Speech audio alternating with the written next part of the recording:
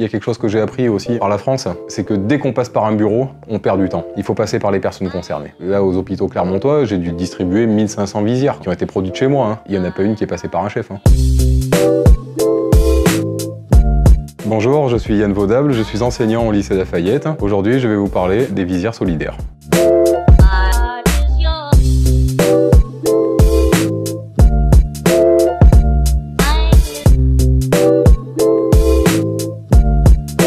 C'est le président de Prusa Research qui fabrique des imprimantes 3D de bureau pour le grand public et c'est lui qui a proposé le premier modèle pertinent de visière de protection. Nous, on est parti à partir de ce modèle-là, clairement quoi. Mais sa version, elle était bien, elle était parfaite pour quelqu'un qui voulait s'en faire une pour lui. Maintenant, elle répondait pas du tout aux besoins d'équiper de façon plus élargie.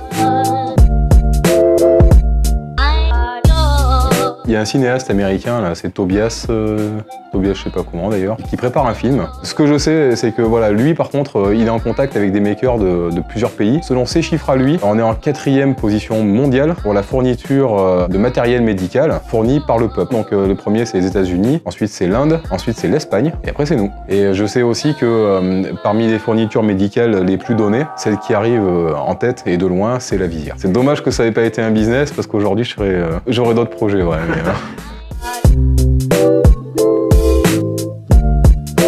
J'ai eu des retours déjà comme quoi ce que j'avais conçu était très confortable. D'ailleurs, était même plus confortable que d'autres modèles, donc je suis assez content parce que bon, au final, la petite conception auvergnate, elle s'exporte bien. J'estime qu'elle a été produite à 500 000 exemplaires. Quoi. Et puis, fabriquée en Auvergne pour des soignants auvergnats, c'est plutôt sympa, quoi.